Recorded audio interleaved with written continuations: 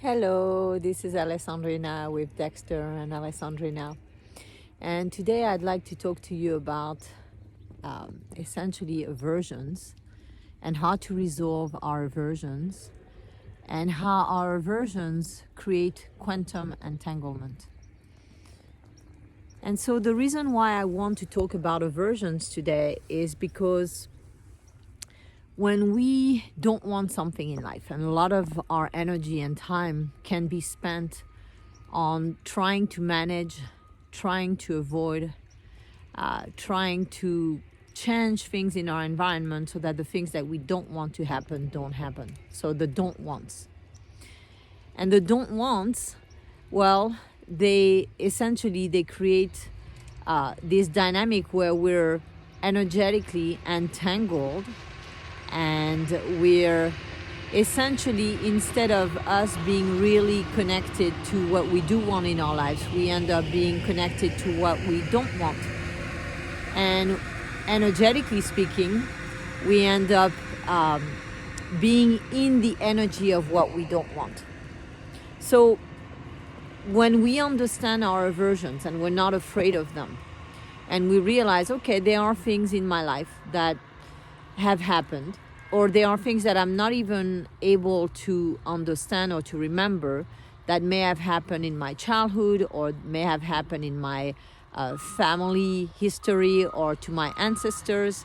And all of those things, essentially, they have associated pain for me. So I've associated pain with them. Sometimes, even if you believe in past lives, that can originate from a past life, and the energy is still influencing you, meaning that if you have experienced pain as a result of something happening, then that will be something that you don't want to happen, and now you will be entangled with it, meaning you will be energetically thinking about it, you will be energetically connected to it, you will be energetically enmeshed with it. And of course, that enmeshment is not helpful because it keeps you in the same energy state. So resonating with what you don't want, thinking about what you don't want, worrying about what you don't want happening, imagining ways to get out of what you don't want. So that's still the same energy. Even if you're thinking in terms of the solution to what you don't want, you're still in the energy of what you don't want.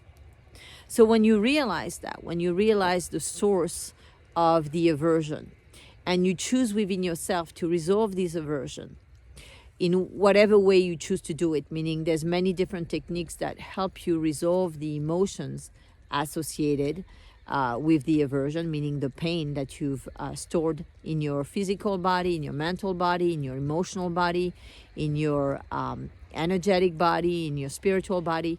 And when you resolve that, then the aversion can completely clear.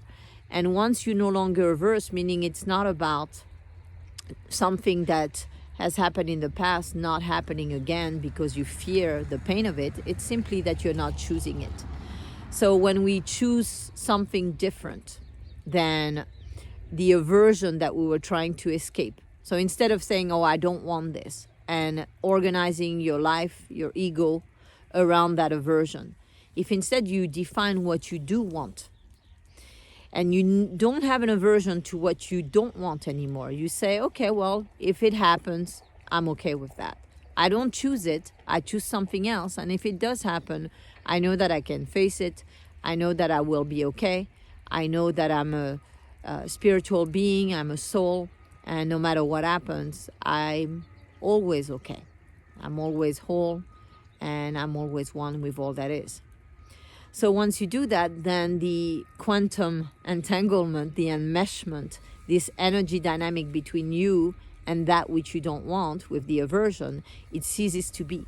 It ceases to operate, it ceases to influence you, it ceases to motivate certain of your choices that would have in the past been motivated subconsciously by that aversion. And so you are free of it.